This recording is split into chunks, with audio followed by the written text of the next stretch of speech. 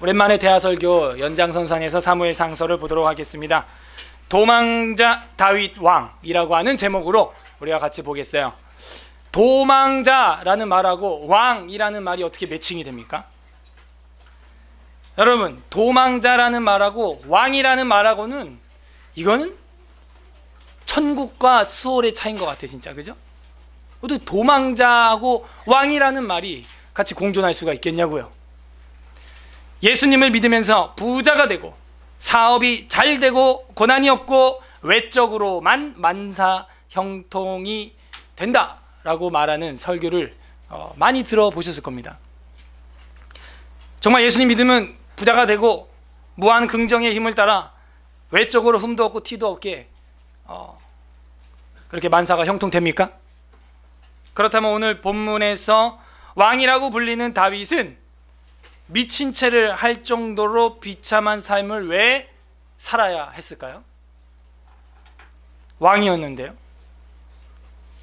우리의 인생의 잘 되고 잘 되는 일만 있다면 왜 다윗이 왕궁에 있을 때의 이야기보다 이렇게 비굴한 도망자의 삶의 이야기가 사무엘상에서는 지배적일까요? 한번 세어보셨어요? 사무엘상 17장에서 골리앗 때려잡고 그가 천부장이 돼서 조금은 잘 나갔던, 그리고 블레셋 200명을 죽여서 미갈이라는 공주와 살았던 이야기는 불과 2장, 3장에서 끝나버려요. 그죠? 그리고 20장부터 지난주에 봤던 그 사랑의 화살, 요나단의 그 사랑의 화살 신호에 따라 도망자의 삶을 시작하게 되고, 이 이야기가 30장까지 간다는 거죠. 10장에 거쳐서 소위 이 부정적인 도망자의 이야기가 쓰여지고 있다는 거예요.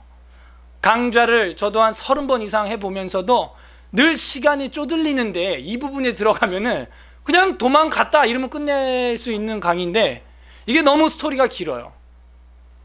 그래서 이 10장을 그냥 넘어가기에는 회중들이 너무 궁금해하거든요. 잘 보지도 않는 본문들이고. 그래서 설명을 해줍니다. 결론은 간단해요. 도망자의 삶이었다. 거렁뱅이 야당의 삶을 살았다. 끝. 이거예요. 진짜 거렁뱅이 빌어먹는 거지처럼 그런 모습이 나옵니다. 심지어 미친 척을 하는 이런 우리가 미친 척 해갖고 살아남을 정도로 비참한 삶을 살았던 사람은 여기 거의 없을 거예요. 여러분, 어떤 사람 앞에서 미친 척 해봤다. 침 흘리면서 살기 위해서 그렇게 비굴함을 겪었던 사람이 과연 몇이나 있을까요? 우리가. 근데 다윗은 그 정도였다는 거예요. 왜 이렇게 도망자의 삶의 이야기가 10장이나 거쳐서 더 많이 나오는 것일까요? 오늘 말씀을 통해서 그 의미를 생각해 보도록 하겠습니다. 21장 1절에서 9절까지는 도망자 다윗 왕. 왜 자꾸 왕자를 붙이냐면 여러분이 읽은 본문에 그렇게 되어 있기 때문입니다. 본문을 존중하여. 이미 왕으로 이방 나라 블레셋에게까지도 왕으로 소문은 이미 나 있는데 어떡합니까? 골리앗을 잡았거든요. 큰 월척을 하나 낚았기 때문에 누가 봐도 왕감이다 하는 걸 다 알 수 있어요. 오늘은 좀 이렇게 읽어 나가면서 그 단락별로 이렇게 소제목 알려드리겠습니다. 좀 큰 구조가 잘 안 보여요, 사실은. 그래서 도망자 다윗 왕 1절에서 9절인데요. 우리가 읽은 거는 10절에서 15절을 읽었죠. 그러나 이제 21장 1절부터 봐야 하는 것입니다. 도망자의 이야기가 9절까지 이제 나옵니다. 지난주랑 연결이 돼야 되는데 그 요나단의 사랑의 화살 신호 기억나요? 네, 다윗이 어디 숨어 있었어요? 에셀 바위 뒤에 숨어 있다가 화살을 핑핑 쏜 다음에 어떻게 하면 도망가라는 사인이에요? 화살이 네 앞에 멀리 있지 아니하냐. 그 무기 주스러 간 종들이 막 달려가고 있을 때 네 앞쪽에 있지 아니하냐. 더 달려가라. 가서 주서라. 이러면은 화살 주는 애는 화살 주스러 가는 거지만 다윗에게는 어떻게 되는 거예요? 더 멀리 도망가라 라는 사인이 되고, 만약에 사울 왕이 널 안 죽이려고 한다, 나와라 하는 거는 뭐예요? 화살이 이쪽에 있지 아니하냐.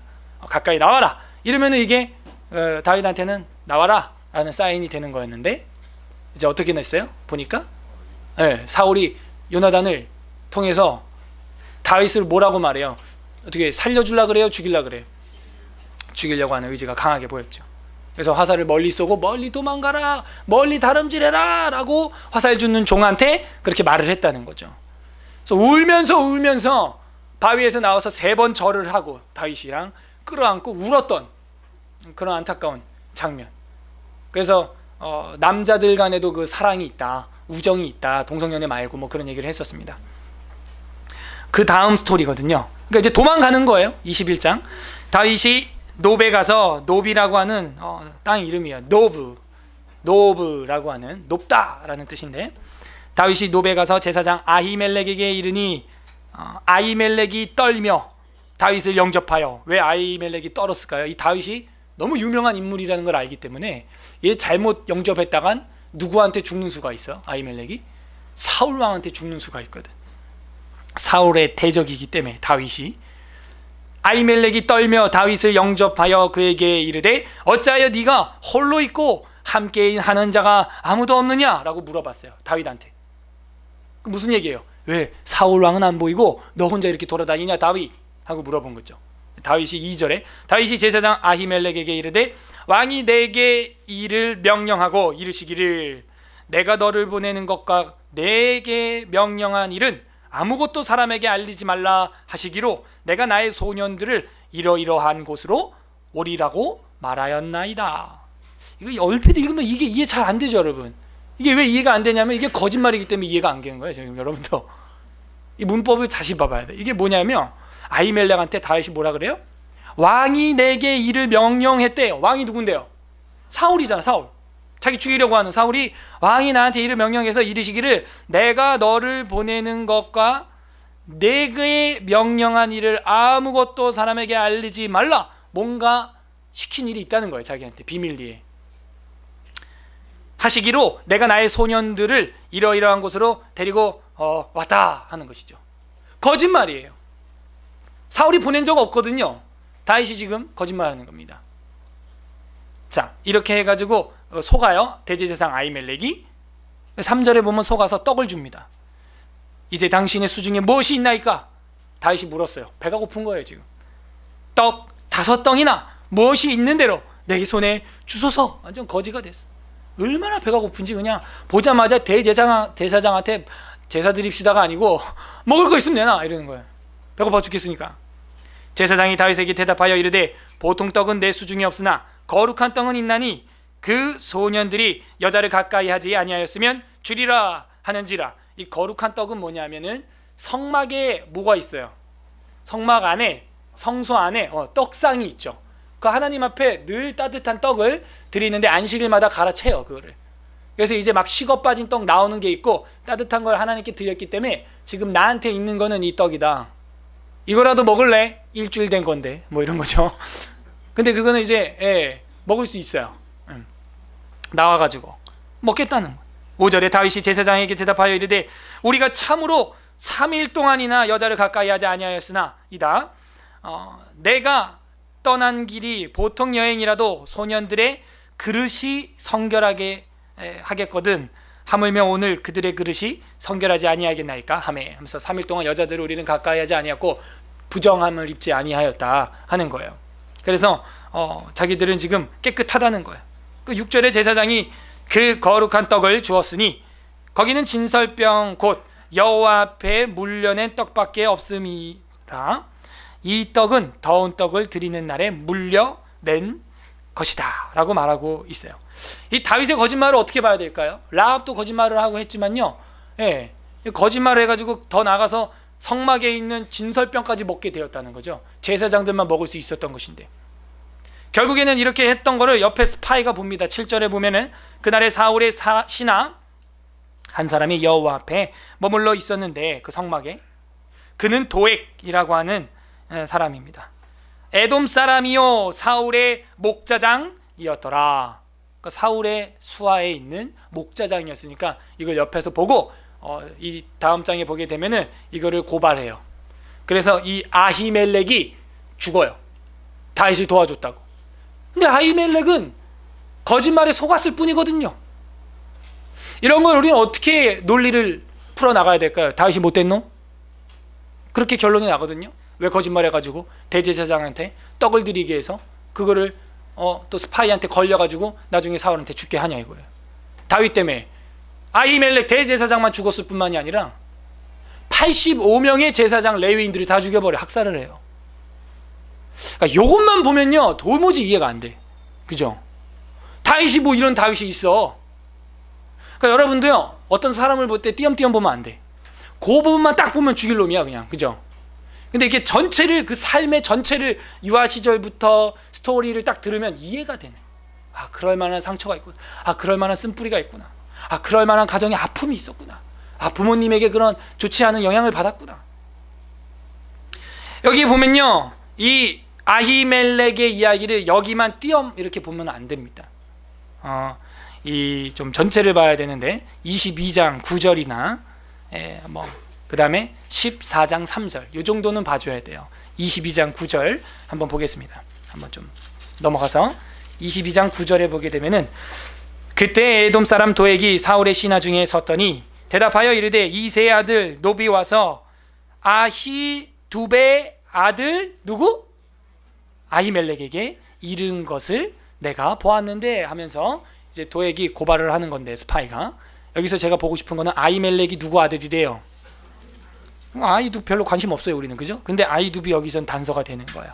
그러고 나서 이제 14장 3절을 봐야 돼.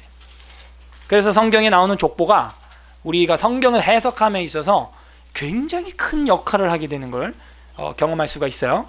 14장 3절 14장 3절 다 같이 한번 읽어보겠습니다. 시작. 아이야는 에봇을 입고 거기 있었으니 그는 이가봇의 형제 아히둡의 아들이요 비느하스의 손자요 실로에서 여호와의 제사장이 되었던 엘리의 증손이었더라. 백성은 요나단이 간 줄을 알지 못하였더라. 자, 여기 아히둡의 아들 누구? 아들이요 이가봇이 형제 이렇게 나와요. 그죠? 이가봇의 형제 아히둡의 아들이요 비느하스의 손자라는 거예요. 그럼 아히둡 아까 우리가 읽었죠. 그 아히둡이 아까 22장 9절에서는 아히둡의 아들이 누구라 그랬어요? 아히멜렉이라 그랬죠. 근데 여기는 지금 그 형제 이가봇의 형제 아히둡의 아들이요 뭐 이렇게 나와요. 그래서 이 집안이 누구 집안이라는 걸 알 수가 있어요? 비느하스. 그 위에는 엘리. 엘리 집안이 어떻게 된다고 예언을 받았어요 옛날에? 그렇지. 그러니까는 이게 연결이 쫙 되는 거예요. 예전에 홈리와 비느하스가 그 엉망진창으로 그 성막에 오는 여자들이랑 엎어져 자고, 그리고 그 제산물을 갖다가 하나님께 드리기도 전에 새갈고리로 꺼집어내서 먹고, 그래서 에베네셀이란다. 맞죠? 그 전투에 나가가지고 죽었었잖아요. 그죠? 그리고 하나님 뭐라 그래요? 너희 집안이 영원히 이제 망하게 될 것이다. 그랬단 말이에요. 그것이 성취되는 거예요. 누구를 통해서? 다윗을 통해서. 야, 이런 모습을 우리가 성경 전체에서 볼 수 있어야 됩니다. 하나님은 다윗을 심판의 도구로 지금 사용하고 있는 거예요. 다윗은 비록 자기가 도망자로서의 삶을 살아가고 있는 걸지 모르지만 다 하나님의 섭리 안에서 지금 움직이고 있다는 거예요. 다윗은 도망자였을 뿐이에요. 그런데 하나님의 심판의 도구로, 심판의 방망이로 지금 쓰임 당하고 있는 거예요. 그럼 여기서 또 하나, 그럼 그 거짓말한 건 어떻게 할 것이냐? 여기 이 본문을 다행히 예수님께서 마가복음에서 이거를 이용해가지고 사용해서 우리한테 보여주고 있어요. 마가복음 2장 25절에서 28절에 보게 되면은 뭐 빨리 찾을 수 있는 분들은 찾아보시고, 이 다윗이 떡을 먹은 이야기를 가지고 예수님이 평가를 합니다. 뭐라고 평가하느냐? 마가복음 2장 25절에서 예수께서 이르시되 다윗이 자기와 및 함께한 자들이 먹을 것이 없어 시장할 때 한 일을 읽어보지 못하였느냐? 이거 예수님이 직접 하는 얘기예요. 우린 읽었어요 지금. 그죠? 읽어보지 못했습니까? 읽었죠? 예. 그가 아비아달 대제사장 때 하나님의 전에 들어가서 제사장 외에는 먹어서는 안 되는 진설병을 먹고 함께한 자들에게도 주지 아니하였느냐? 또 이르시되 안식일이 사람을 위하여 있는 것이 사람이 안식일을 위하여 있는 것이 아니니 이러므로 인자는 안식일의 주인이다 라고 말하는 거예요. 왜 이런 얘기가 나왔냐면 23절에 보게 되면 안식일에 예수께서 밀밭 사이로 지나가실새 그의 제자들이 길을 열면서, 밀밭 사이로 지나가니까 이렇게 길을 열면서 손으로 뭘 했대요? 이삭을 탁탁 꺾어 잘라버렸다는 거예요. 다른 성경에는 잘라서 비벼서 어떤 애들은 또 먹었대. 그거 아깝지 않아 자른 거. 그죠? 그래서 이렇게 비벼서 배고프니까 탁탁 털어먹고 뭐 예수님하고 제자들이 어디 월급 나온 데가 있어야지. 어부일도 끝났는데, 그죠? 그러니까는 배가 고픈 거예요. 다윗처럼 그지야. 그러니까 주의 길을 간다는 것이, 제자로서의 삶을 산다는 것이 부귀영화를 누리는 길이 거의 아니었던 거예요. 그래서 그 입에 털어먹고 잘라서 다니고 이러니까 24절에 바리새인들이 예수께 말하되 보시오, 저들이 어찌하여 안식일에 하지 못할 일을 합니까? 하면서 일했다 이거야. 추수했다 이거야. 그거 털어먹었다고. 그랬더니 예수님이 다윗 이야기를 딱 끄집어 온 거예요. 자, 여기서 우리가 깨달을 수 있는 건 뭘까요? 정말 쉽지 않죠? 도덕과 정의가 사치스럽게 느껴질 정도로 어렵고 고통스러운 삶을 사는 사람들이 있다는 거예요. 여러분, 율법과 도덕과 윤리가 중요하지만 그 위에 있는 법이 뭐라 그랬어요? 사랑이야, 사랑. 장발장 아시잖아. 예. 사랑이, 법이 더 위에 있었어야 했죠, 사실은. 그 배가 고파서 죽는데 어떻게, 그럼 죽는데. 물론 남에게 피해를 주면 안 되지만은 배가 고파서 그냥 있는 빵을 가져가 먹었어. 최근에 제가 어떤 그 UCC 영상을 봤는데, 뭐 실제 이야기인지는 모르겠어요. 그 우리나라에서 만든 영상은 아니더라고요. 어떤 전도사님 페이스북에서 봤는데, 그 먹을 게 없어서 슈퍼마켓에서 이제 훔친 거예요. 약이랑 무슨 뭐 이렇게 먹을 거를. 약을 왜 훔쳤나 모르지. 아줌마는 야 이놈아, 너 커서 뭐가 될라 그래? 이런 놈은 손모가지 잘라야 된다고 막 이러고 있는데, 옆에 이제 찐빵집 하는 어떤 식당, 국수집 하는 아저씨가 그 아이를 때리는 그 아줌마를 말리면서 얼마야? 그 얼마? 내가 줄게 해주고 딱 돈 주고 그 약하고 음식을 그 아이한테 줬단 말이에요. 네. 그러니까는 그 율법 도덕이 사치스러울 만큼 힘든 삶을 살아가는 사람이 있다는 거예요. 결국에는 그 아이가 커가지고요, 나중에 이제 훌륭한 사람이 됩니다. 그러고 있을 때 그 국수집 아저씨 나이를 먹어요. 할아버지가 돼서 일을 하다가 뇌졸중을 쓰러집니다. 쓰러졌는데 한화로 2,500만 원 치료비가 나왔어. 돈 낼 돈이 없는 거예요. 그리고 영수증 보니까 눈물밖에 안 나와. 그 딸이, 국수집 사장님 딸이 보니까 눈물밖에 안 나와. 그래서 그냥 엎어져 있는데, 이제 엎어져서 자고 일어나 보니까 옆에 또 종이가 와 있는데, 보니까 빵원으로 딱 돼 있는 거야. 어떻게 빵원이 돼 있지? 밑에 보니까 30년 전에 지불되었습니다. 딱 돼 있는 거야. 알고 봤더니 그 약 훔쳤던 애가 커서 의사가 된 거예요. 그래가지고 그 국수집 아저씨 그 병 걸린 거를 자기가 다 스캔해가지고 치료해주고 했던 그런 이야기가 딱 나와요. 네. 사랑의 법이 더 위에 있다는 것이죠. 그래서 사람에게는 도덕을 논할 사람이 있고, 논하지 않고 사랑을 논해야 할 사람이 있는 겁니다. 그들의 생명을 위협하는 정의와 도덕이라면 사치스러운 거예요. 생명을 위협하는 절박함을 이해해야 풀 수 있는 본문이죠. 이거는 예수님도 이해해요, 못해요? 하시잖아. 당장 배가 고파 죽으려고 그러는데 어떡하냐. 그거 좀 줘. 까치를 위해서도 까치밥을 남기는데 한 사람 아니냐, 사람. 그 이삭 그 비벼 먹은 거 일했으면 어때? 안식일에 참된 정신은 뭐라는 거예요? 나를 기억하는 거라는 거예요. 예수님의 사랑. 그게 안식일에 참된 정신이다 하는 것이죠. 다윗의 이야기로 돌아오면은, 그 거룩한 떡을 먹었던 것은 그거 안 먹으면 죽는 거예요. 죽어도 상관없어. 지켜야 돼 무조건. 뭐 그래요? 그런 게 아닌 거예요, 하나님. 그래서 우리가 남에게 피해가는 거 아니라면요, 남을 죽이고 내가 사는 것이 아니라면은, 생명을 이해할 수 있는 사랑, 그것이 예수 그리스도의 사랑이고 다윗을 이해할 수 있는 코드라는 거예요. 한마디로 하나님은 다윗을 통해서 제사장권을 심판하시고 사랑을 세워주시고 왕권을 교체하시는 데까지 이제 나가기 위해서 다윗을 사용하고 있는 것입니다. 다시 이제 사무엘상으로 돌아옵니다.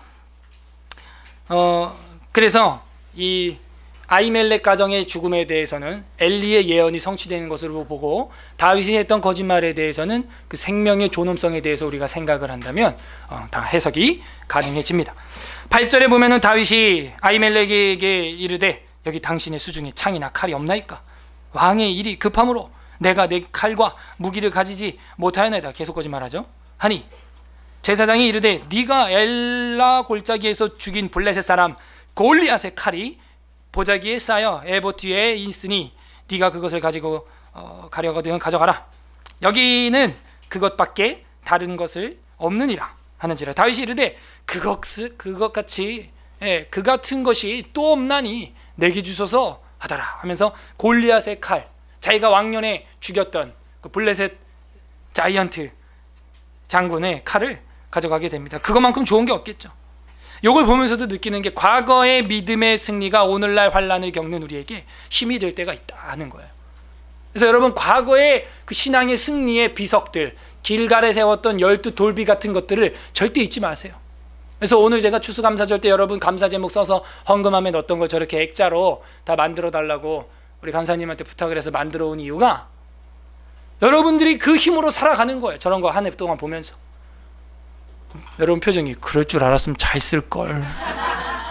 대충 막 휘갈겨 쓴 사람도 있더라고요. 문장도 완성 안 되게 뭐 감사 그냥 이렇게만 썼는데 뭐 어떻게 할 수 없죠. 뭐 저는 뭐 몇 번을 광고를 했었고 2주 동안 잘 써달라고 그랬는데, 액자로 저렇게 만들어서 그걸 보면서 여러분이 골리앗 칼로 활용하는 거예요. 왕년에 내가 그 했던 신앙들 잊지 마세요. 그걸. 그 힘으로 미래의 믿음을 견뎌 나가게 되는 것입니다. 그러고 나서 이제 10절부터는 다윗의 위기가 닥쳐옵니다. 우리가 오늘 읽었던 본문 중에 하나예요. 다윗의 위기, 10에서 15절 끝까지 나오는 것이죠. 10절에 보면은 그날에 다윗이 사울을 두려워하여 일어나 도망하여 가드왕 아기스에게로 가니, 그 블레셋 나라입니다. 여기가 골리앗이 있었던 나라예요. 완전 적나라로 호랑이 굴로 들어가고 있어요. 이런 것만 봐도 다윗이 얼마나 지금 순진하고 왕 위에 욕심이 없는 줄 알 수가 있어. 벌써 이방 나라에는 왕으로 소문 다 나는데 자기는 왕감이 아니라는 거야. 그죠? 그러니까 이방 나라의 투왕까지 갈 만큼 결백해. 아주 이 사람은 순진에 빠졌어요. 아기스의 신하들이 아기스에게 말하되 이는 그 땅의 왕 다윗이 아니니까 무리가 춤추며 이 사람의 일을 노래하여 이르되 사울을 죽인 자는 천천히요 다윗은 만만이라 하지 아니하였나이까 한지라. 다윗이 이 말을 그의 마음에 두고 가드왕 아기스를 심히 두려워하여, 지금 알고 보니까 호랑이 입 안에 들어와 앉아 있네. 자기가 지금 물기만 하면 끝나 이제 그러고 있는 거예요. 그들 앞에서 그 행동을 변하여 미친 채 하고 대문짝에 끄적거리며 침을 수염에 흘리면서, 우리 아론이처럼 이제 침을 흘리면서 벽을 끄적끄적 알다다 이러고 있는 거야. 그러니까요, 아기스가 그 신하들에게 이르되 야, 너희도 보거니와 이 사람이 미치광이로다. 어찌하여 그를 내게로 데려왔느냐? 내게 미치광이가 부족해? 너네도 미쳤잖아. 막 이러면서 이제 이 나라에 미친놈이 부족하냐 지금, 이렇게 말하는 걸로 보아 지금 아기스 왕이 신하들이 마음에 들어 안 들어요? 하나도 마음에 안 들어요. 다 미친놈으로 보이는 거예요 그냥. 이 나라에 미친놈 많은가 봐. 블레셋은 하기야 뭐 제대로 된 나라겠습니까만, 어떻게 미친 사람이 부족해서 미치광이가 부족해서 너희가 이 자를 데려와서 미친놈 하나 더 플러스 하냐 우리나라에요 지금. 데려다가 내 앞에서 미친 짓을 하게 하느냐? 이 자가 어찌 내 집에 들어오겠느냐 하니라. 썩 물러거라 하는 것이죠. 참, 다윗의 연기가 일품이에요. 살아남으려면 이렇게 해야 되는 거예요. 저도 이런 짓은 안 해봤지만 꿈은 꿔본 것 같아. 우리 남자들 보통 이렇게 전쟁 영화나 뭐 이런 거 보면은 꼭 상상 한번 하잖아. 어린 시절에 나도 전쟁이 나면은 혹시 이제 막 와 하고 막 죽을 때 같이 죽은 척해서 옆에 있는 사람 피 발라가지고 막 와 죽은 척하고 막 때려도 막 가만히 있고. 어렸을 때 저도 그런 꿈 꿨던 기억이 아직도 나요. 죽기 싫으니까 죽은 척하는 거고 미친 척하는 거예요. 살려면 그렇게 하는 거야. 그래서 막 찔러도 가만히 있고 막 발길로 차도 막 가만히 있어요. 다윗이 연기가 일품이에요. 그래서 살려면 연기를 잘해야 돼. 연기를. 그래서 살아납니다. 이렇게 살아야겠어요? 아니, 하나님 믿으면, 예수님 믿으면 만사 형통 잘 되고 잘 돼야 될 거 아니에요. 이렇게 비참할 수가. 살아도 이게 살아있는 것 같지도 않고. 다윗이 위기를 모면합니다. 22장으로 넘어가게 됩니다. 22장은 다윗이 모압으로 갑니다. 이제 블레셋으로도 못 가겠어. 자꾸 이방 나라로 전전해서 다니는 거예요. 이제 모압으로 갑니다. 1절에서 5절까지의 이야기예요. 22장 1에서 5절은 모압으로, 다윗이 모압으로 가다. 그러므로 다시 그곳을 떠나 아둘람 굴로 도망하매 그의 형제와 아버지의 온 집이 듣고 그리로 내려가서 그에게 이르렀고, 그러니까 다윗의 가문은 완전 다 속을 파버린 거야. 사울이. 다윗의 가문은 너 집안이 누구 집안이야? 저 다윗이랑 사촌인데요. 그럼 다 죽는 거야, 그 집안은. 그래서 지금 온 가족이 다윗을 따라 망명생활을, 도망자를 세트로 도망자의 삶을 살고 있습니다. 2절에 보면 환난당한 모든 자와 빚진 모든 자와 마음이 원통한 자, 뭐예요 이게 다? 환난당한 자, 빚진 자, 마음이 원통한 자가 다 그에게로 모였고 그는 그들의 우두머리가 되었는데 그와 함께한 자가 400명가량이 되었더라. 여러분, 이런 400명 모인 사람들 리더하고 싶겠어요? 이 사람들이 재벌이나 잘 나가거나 뭐 싸움을 잘해서 아주 그 돈이 많고 부유한 부강한 그런 애들이 아니에요.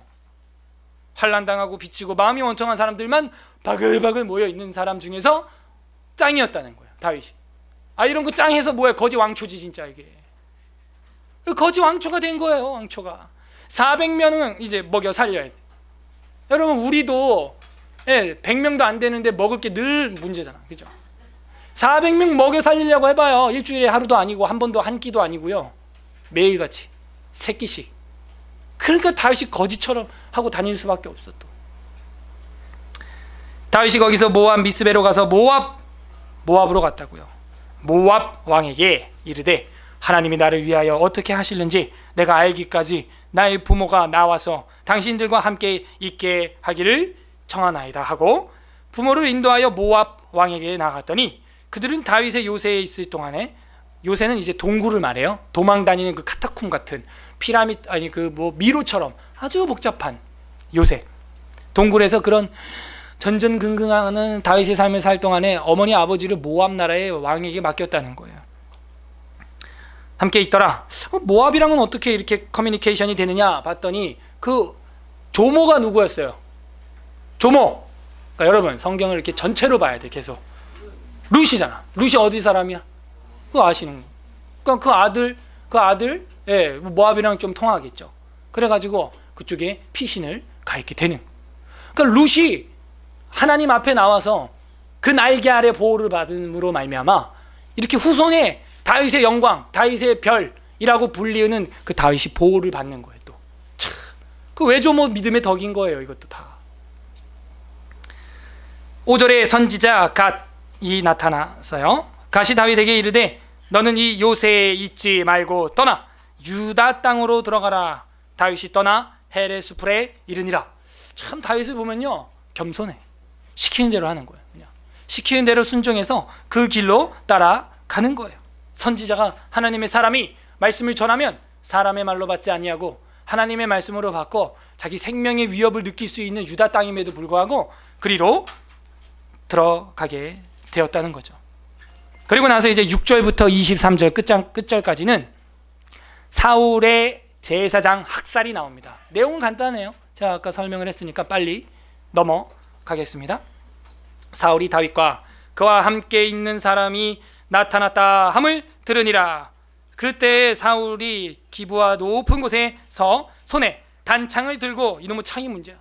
이 창만 들고 있으면 사람이 미쳐가지고 에셀나무 아래 앉았고 모든 신하들은 그 곁에 섰더니 사울이 곁에 선 신하들에게 이르되 너희 베냐민 사람들아 들으라. 이새의 아들이 너희에게 각기 밭과 포도원을 주며 너희를 천부장 백부장으로 삼겠느냐? 이게 무슨 얘기예요? 다윗이 너네를 잘되고 잘되게 해주겠느냐? 내가 너네들 백부장 천부장 삼을 거 아니야? 막 이런 말 하는 거죠.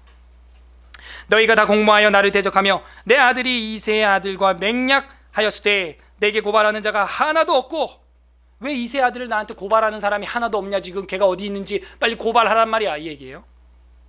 나를 위하여 슬퍼하거나 내 아들이 내 신하들을 선동하여 오늘날이라도 매복하였다가 나를 치려하는 것을 내게 알리는 자가 하나도 없도다 하니, 좀 나한테 알리란 말이야. 다윗이 어디 있는지 죽여야 되니까. 9절 그때 에돔 사람 도액이 사울의 신하 중에 섰더니 대답하여 이르되 이새의 아들이 노베에서 와서 아히둠의 아들 아히멜렉에게 이르는 것을 내가 보았는데 하면서 아까 그 정탐했던 스파이 도액이 고발을 합니다. 10절 아히멜렉이 그를 위하여 여호와께 묻고 그에게 음식도 주고 블레셋 사람 골리앗의 칼을 주더이다.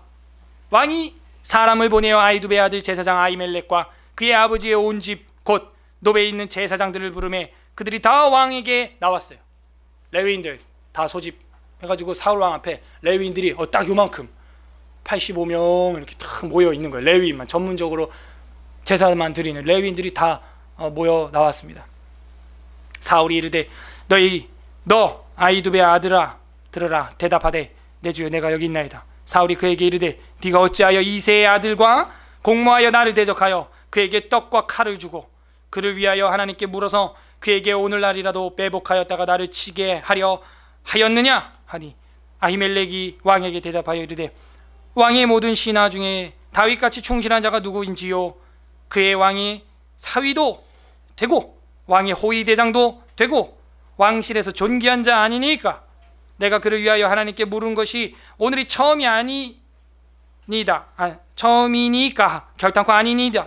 원하건대 왕은 종과 종의 아비의 온 집에 아무것도 돌리지 마옵소서. 왕이 종은 이 모든 크고 작은 일에 관하여 아는 것이 없나이다 하니라. 그러니까는 18절 넘어갑니다. 왕이 도에게 이르되 너는 돌아가서 제사장들을 죽이라.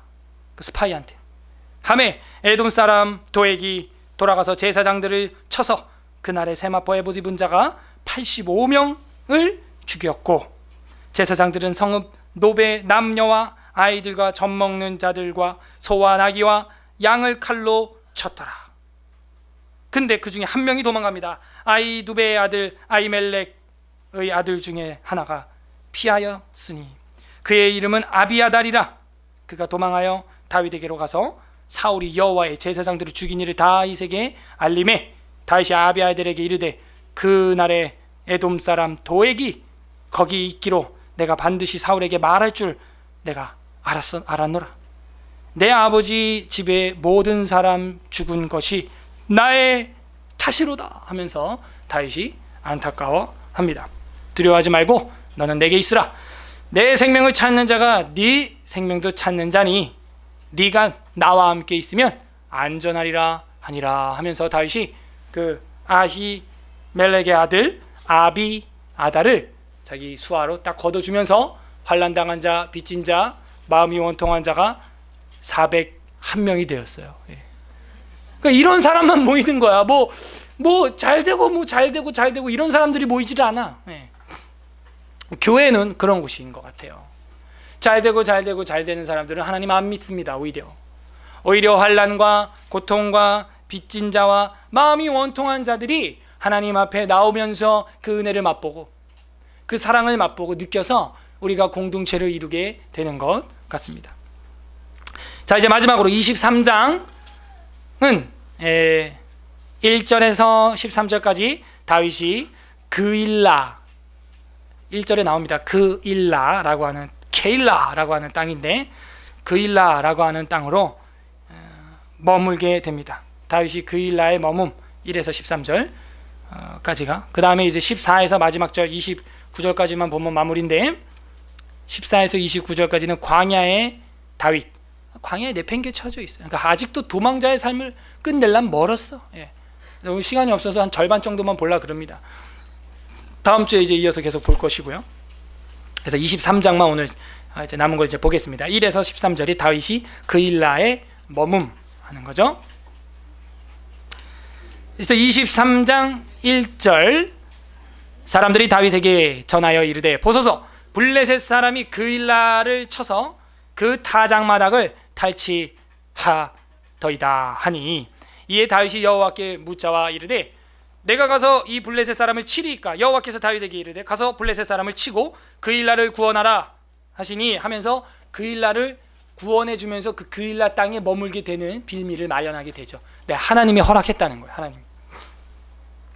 다윗이 사람들이 그에게 이르되 보소서 우리가 유다에 있기도 두렵거든 하물며 그일라에 가서 블레셋 사람들의 군대를 치는 일이리까 한지라. 다윗이 여호와께 다시 묻자온데 여호와께서 대답하여 이르시되 일어나 그일라로 내려가라. 내가 블레셋 사람들을 내 손에 넘기리라 하신지라. 다윗과 그의 사람들이 그일라로 가서 블레셋 사람들과 싸워 그들을 크게 쳐서 죽이고 그들의 가축을 끌어오니라. 다윗이 이와 같이 그일라 주민을 구원하니라. 해서 그일라는 이제 그 아둘람 굴, 아까 그 400명이 숨었던 그 아둘람 굴에서 멀지 않은 데인데 그쪽에 정착을 하게 되었다 하는 겁니다. 그래서 계속해서 그일라에 머물러 있는 다윗의 모습이 6절에도 계속 나옵니다. 13절까지. 아히멜렉의 아들 아비아달이 그일라 다윗에게 도망할 때에 손에 에봇을 가지고 내려왔습니다. 다윗이 그일라에 온 것을 어떤 사람이 사울에게 알림해 사울이 이르되 하나님이 그를 내 손에 넘기셨도다. 사울은 이제 하나님이 자기한테 넘겼다라고 착각을 해요. 그가 문과 빗장이 있는 성읍에 들어갔으니 갇혔도다. 그래서 이 케일라, 그일라라는 뜻이 뭐냐면 문과 빗장처럼 갇혀 있는 곳이라는 뜻이야. 그러니까는 막다른 곳, 그 지형이 그래서 에워싼다라는 의미를 가지고 있고 막다른 곳, 막힌 곳 이라는 데가 그일라거든요. 근데 왜 그리로 가냐 이거예요. 그래서 이제 군사들이 아니 왜 일로 갑니까? 해서 2번 물어보잖아 지금 다윗이 하나님께. 근데 맞다는 거야. 그리로 가라는 거야. 그러니까 다윗이 그리로 가서 그일라 사람을 구원해 주긴 했지만 사울이 보기에도 쟤는 이제 끝났다는 거야. 왜? 코너에 몰려 있거든 지금. 코너에 왔거든요 이제. 이해가 안 되죠. 그러니까 이런 거 봐도요 하나님이요 이해가 안 되게 우리를 이끄실 때가 있다는 거예요. 그일라 같은 곳으로 이끌어요. 막힌 곳, 막다른 곳, 에워싸이는 곳, 거기까지 우리를 몰고 가실 때가 있다는 거예요. 힘들게. 그럴 때 하나님의 능력을 맛보게 되는 줄로 믿습니다. 거기서 살아남아야 다윗의 시편이 터져 나오는 거예요. 주는 나의 바위시오, 나의 피할 산성이요, 구원의 뿌리시로다 하면서. 참. 우리가 병이 들어봐야 레위기의 위력을 깨닫게 됩니다. 갑자기 뭔 소리야, 그죠? 우리가 병이 들어봐야 레위기의 위력을 깨닫게 된다니까요. 막다른 곳에 가서 바닥을 쳐봐야 하나님의 능력을 체험하게 되는 거예요. 사울도 넌 이제 끝났다 이놈아. 넌 갇혔어 이제. 7절 끝에 이 성읍에 들어갔으니 갇혔도다. 넌 이제 끝이야. 그러니까 하나님이 자기한테 붙였다고 장담을 하는 거예요. 사울이. 그렇지 않습니다. 사울이 모든 백성을 군사로 불러 모으고 그일라로 내려가서 다윗과 그 사람들을 에워싸려 하더니 다윗은 사울이 자기를 해하려 하는 음모를 알고 제사장 아비아달에게 이르되 에봇을 이리로 가져오라 하고 다윗이 이르되 이스라엘 하나님 여호와여 사울이 나 때문에 이 성읍을 멸하려고 그일라로 내려오기를 꾀한다 함을 주의 종이 분명히 들었나이다. 그일라 사람들이 나를 그의 손에 넘기겠나이까? 주의 종이 들은 대로 사울이 내려오겠나이까? 이스라엘의 하나님 여호와여 원하건대 주의 종에게 일러 주옵소서. 그러니까 이 다윗의 기도를 봐요. 너무 아름답죠. 살려주세요. 뭐 이게 아니야 지금, 그죠? 이게 정말 하나님 뜻입니까? 사울한테 내가 잡히는 게 당신의 뜻입니까? 주님의 뜻입니까? 나한테 알려주십시오. 하나님의 뜻을 찾아. 그러니까 이 다윗이요 멋쟁이에요. 언제까지 멋쟁이냐? 밧세바 범하기 전까지 멋쟁이에요. 그래서 밧세바 범하기 전까지의 다윗의 모습은요 우리가 100% 200% 배워야 되고 모방해내야 됩니다. 너무 멋있어요 진짜. 오죽하면 하나님과 마음이 합한 사람이라고 하겠어요. 늘 기도하는 사람이.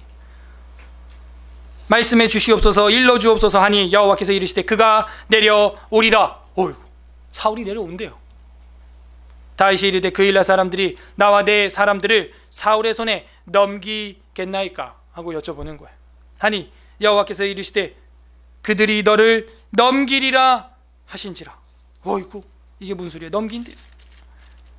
다윗과 그 사람 600명 가량이 일어나 그일라를 떠나서 갈 수 있는 곳으로 갔더니 다윗이 그일라에서 피한 것을 어떤 사람이 사울에게 말하며 사울이 가기를 그치니라 하는 거예요. 그래가지고 하나님 뜻을 알고 나서 도망을 쳤어요. 살아남았어요. 그러니까 하나님 뜻을 물어서 살아나가는 거예요. 이렇게 하루하루. 만약에 여기서 하나님이 알려주지 않는다면, 응답하지 않는다면 사울한테 잡혀서 그냥 죽는 거죠. 그러니까 막다른 골목에 이르렀을 때 우리가 해야 될 게 뭐예요? 기도예요. 기도. 사실 우리가 볼 때는 그일라야 끝인 것 같아요. 여기가. 근데 기도하고, 기도를 안 하면요 눈이 안 열려요. 안 보여 앞이. 기도를 하면은 그 눈이 열려서 도망을 갈 수가 있는, 살아남을 수 있는 생명의 길을 보게 되는 거예요. 600명, 200명이 늘어났죠 지금. 13절에 다윗과 그 사람이 600명가량이 일어나서 갔다는 거예요. 200명이 그 일라에서 더 붙은 거예요. 자꾸 이렇게 늘어나면 힘들겠죠, 다윗이 먹고 사는데. 어쨌든 도망을 가게 되었습니다. 14절부터는 이제 끝절까지는 광야에 다윗이 돼요. 도망을 가게 되니까 더 이상 성읍에 거주할 수 없고 그냥 길바닥에, 광야에 내팽겨진 삶을 살아가게 됩니다. 거기가 어디냐? 14절, 다윗이 광야의 요새에 수 있었고 또 십광야라고 하는 광야에도 있었다 하는 것입니다. 십광야 산골에서 머물렀으며 사울이 매일 찾되 하나님이 그를 그의 손에 넘기지 아니하셨습니다. 그래서 계속 하나님을 의지하여서 광야 생활을 해 나갑니다. 자, 이제 여기서 마지막으로, 진짜 마지막으로 요나단과의 만남을 이 전장터에서 지나가다가 한번 하게 돼요. 그게 이제 15에서 18절입니다. 다윗이 사울이 자기의 생명을 빼앗으려고 나온 것을 보았으므로 그가 십광야 수풀에 있었습니다. 사울의 아들 요나단이 일어나 수풀에 들어가서 다윗에게 이르러, 얼마나 반가웠겠어요, 그죠? 그에게 하나님을 힘있게 의지하게 하였는데, 그죠? 그러니까 살아남을 수 있는 마지막 동아줄은 하나님 의지하는 거, 이거밖에 없는 거예요. 세월 흘러갈수록 주 의지하는 것 뿐일세. 그 의지하는 거 빼면 이제 세상 삶의 줄을 놔 수밖에 없어. 그러니까 요나단이 힘내라 파이팅을 해주는 거예요. 의지하게 하였는데 17절, 곧 요나단이 그에게 이르기를 두려워하지 말라. 내 아버지 사울이 손이 내게 미치지 못할 것이요 너는 이스라엘의 왕이 되고 나는 내 다음이 될 것을 내 아버지도 사울도 안다. 자, 요나단 아직까지도 겸손해. 자기가 세습해서 왕이 되어야 할 터인데, 세자로서 그걸 겸허히 내려놓는 거예요. 너가 왕이 되어야 될 줄 내가 안다. 두 사람이 여호와 앞에서 언약하고 다윗은 수풀에 머물고 요나단은 자기 집으로 돌아갔다 하는 거예요. 여기 수풀 이제 어디로 가느냐면 하길라산 수풀 요새에 있습니다. 19절에 보면 그때 10사람들이 기브아에 이르러 사울에게 나와 이르되 다윗이 우리와 함께 광야 남쪽 하길라산 수풀 요새에 숨지 아니하였나이까? 그래서 왕 내려가서 죽이세요 하는 거예요. 24절 넘어갑니다. 그들이 일어나 사울보다 먼저 십으로 가니라. 다윗과 그의 사람들이 광야 남쪽 마온 광야 아라바에 있더니 하면서 이제 마온 광야 쪽에 있다 하는 나와요. 사울과 그 사람들이 찾으러 온 것을 어떤 사람이 다윗에게 아뢰매 이에 다윗이 바위로 내려가 마온 황무지에 있더니 사울이 듣고 마온 황무지로 다윗을 따라가서는 사울이 산 이쪽으로 가매 다윗이 사람들은 산 저쪽으로 가며 다윗이 사울을 두려워하여 급히 피하려 하였으니, 다윗도 두려워요. 두려운 거예요. 이는 사울과 그 사람들이 다윗과 그의 사람들을 애워싸고 잡으려 함이었더라. 전령이 사울에게 와서 이르되 급히 오소서, 블레셋 사람들이 땅을 침노하나이다. 이게 뭔 소리야 갑자기? 지금 혈안이 돼가지고 다윗 죽이느라고 막 사울이 돌아다니고 이제 이 산 저 산 점점 가까워지고 이제 조금만 가면은 잡을 뻔하면은 뭐가 터지는 거예요 지금? 네, 이스라엘 사울 나라에 블레셋이 꽝 쳐들어오는 거야. 못 가게 다시 컴백 해가지고 이제 빼야 돼. 빠꾸 해가지고 다시 싹 빼와야 되는 거야. 누가 이렇게 하는 거야? 하나님이 하시는 거야. 하나님. 28절에 우리 다 같이 한번 읽어보겠습니다. 28절 시작. 이에 사울이 다윗 쫓기를 그치고 돌아와 블레셋 사람들을 치러 갔으므로 그곳을 셀라 하만느곳이라 칭하니라. 기가 막힌 타이밍이죠. 하나님의 그 타이밍. 여러분도 인생 살면서 어떻게 절묘하게 이렇게 딱 타이밍이 맞을 수 있을까, 그런 생각이 들거들랑 그걸 절대 우연으로 여기지 마시라니까요. 공중 나는 비둘기도 참새도 두 마리가 그냥 떨어지지 않는다는데 우리의 인생이 어떻게 우연히 그렇게 되겠어? 여러분 가정에, 개인생의 삶에, 여러분 주변 환경에 일어나는 일들을 보면서 놀라운 하나님의 섭리와 이끄심, 그분의 사랑의 손길과 사랑의 회초리를 느낄 줄 알아야 돼요. 정말 그게 달았을 때는 블레셋을 딱 보내서 사울을 치는 거예요. 하나님 사울을. 그래서 싹 물 빠지게 만들어요. 그냥. 그래서 우리가 감당할 수 있을 만한 시험을 허락하신다라고 신약 성경에도 말씀하시죠. 감당할 수 없는 거면 안 주신다는 거예요. 그래서 이 셀라 하만느곳이라고 하는 것은 피신하는 바위, 피할 바위라는 뜻이에요. 와, 하나님 덕분에 블레셋을 사울을 뒤통수를 치게 만들어가지고 나를 못 따라오게 만들어서 피하실 수 있게 하셨다. 피할 바위라는 뜻이에요. 하나님께서 분리시키는 바위라는 거예요. 분리시켜. 사울과 자신을 분리시키는 거예요. 마지막 절, 다윗이 거기서 올라가서 엔게디 요새에 머무니라. 이게 다 요새라고 표현된 것이 동굴, 광야, 길바닥, 황무지, 숲을 뭐 이런 데서 그냥 누워 자는 거예요. 야당 생활 캠프 하는 겁니다, 진짜. 들렸잖아요, 들려. 그죠? 이제 정리를 하겠습니다. 사무엘 상서를 읽으면서 제일 이해가기 어려운 부분, 구조에 있어서 다윗이 승승장구하는 내용들보다 도망하는 도망자의 이야기를 10장에 거쳐서 길게 쓰고 있고 아직도 우리가 얘기를 끝내지 못해서 다음 주까지 봐야 합니다.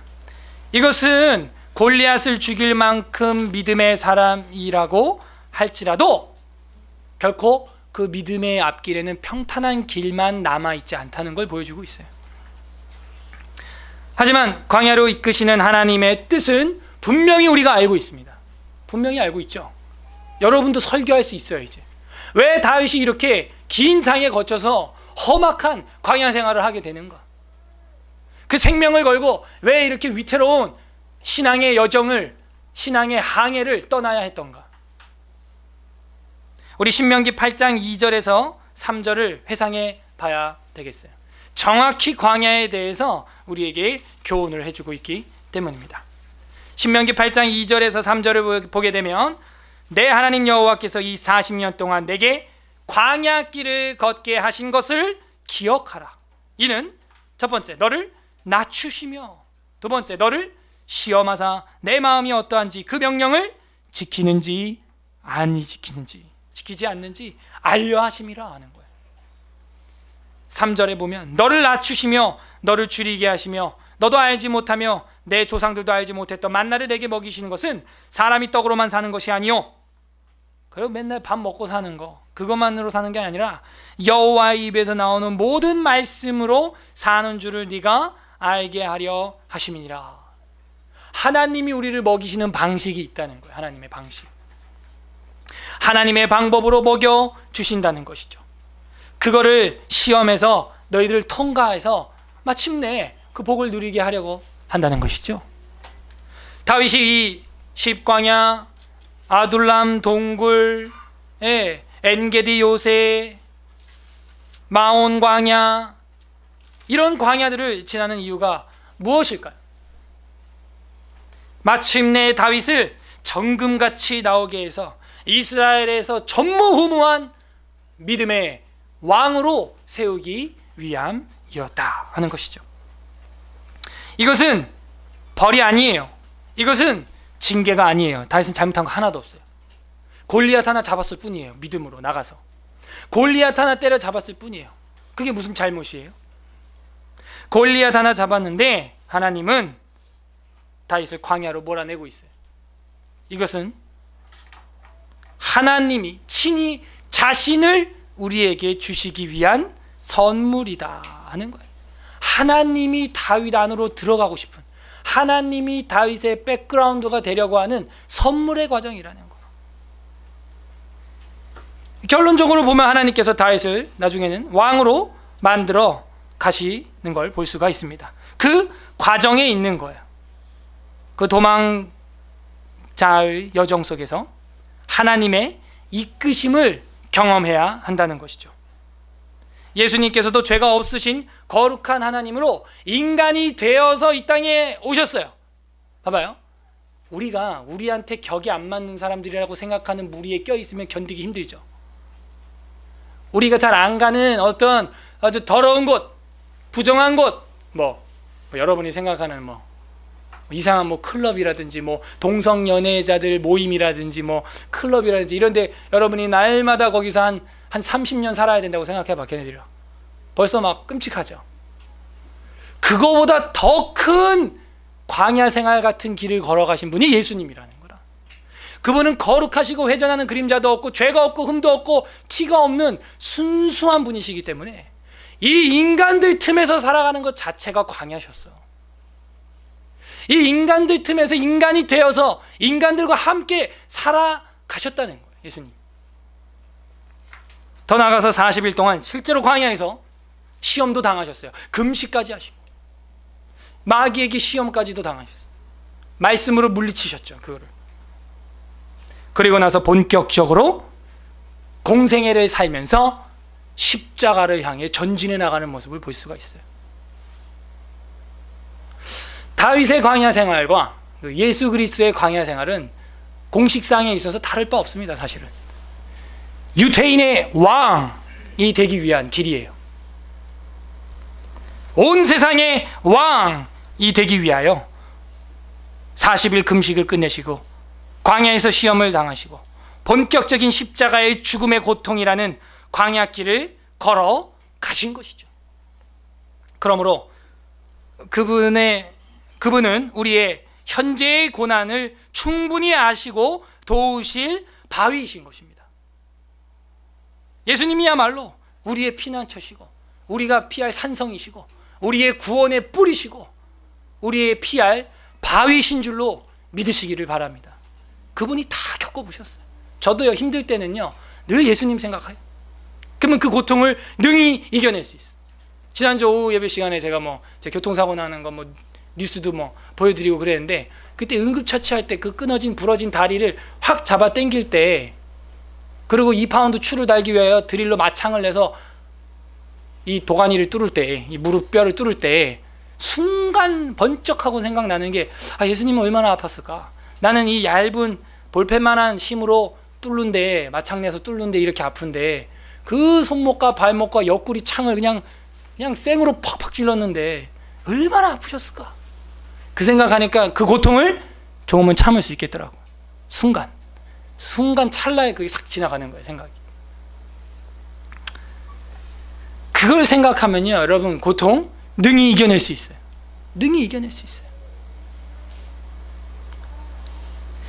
도망자 다윗 왕, 이런 말이 어떻게 조합이 이루어질 수 있겠어요? 도망자라는 말과 왕이라는 말이 상충되어 보이지 않습니까? 그러나 하나님의 섭리 안에 있다는 거예요. 이게. 그 도망자의 삶을 통하여 왕의 삶을 살게 한다는 것이죠. 그리스도의 고난, 그리스도인의 고난이라는 말과 왕 같은 제사장이라는 말이 어떻게 이렇게 상충되는 말이 하나로 우리한테 이해가 될 수 있겠어요? 상충되는 것처럼 보이지만 하나님께서 이끄시는 섭리 안에 우리도 살아간다는 것이죠. 그래서 우리는 그리스도인으로서 복음과 함께 고난을 받으라 라고 말하는 바울의 말을 믿을 수가 있는 것입니다. 그러므로 우리는 그 예수 그리스도만 따라가면 되는 거예요. 우리 다 함께 히브리서 4장 14절 16절 읽고 기도하도록 하겠습니다. 히브리서 4장입니다. 신약성경 히브리서 4장 14에서 16절, 신약성경 357페이지 357 페이지 4장 14절 제가 읽고 15절 여러분이 읽어주시고 16절 다 같이 읽겠습니다. 제가 먼저 14절. 그러므로 우리에게 큰 대제사장이 계시니 승천하시니 곧 하나님의 아들 예수시라. 우리가 믿는 도리를 굳게 잡을지어다.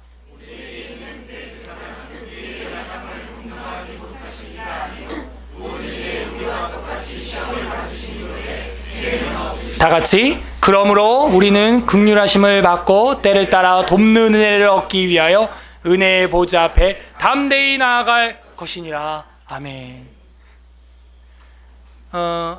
수천 년짜리 상처, 수천 년짜리 아픔을 주님이 겪었어요. 그래서 우리의 슬픔과 아픔을 능히, 우리의 연약함을 동정하지 못하시리가 아니고 모든 일에 우리와 똑같이 시험을 받으셨고 다만 죄는 없으신 분이라는 거죠.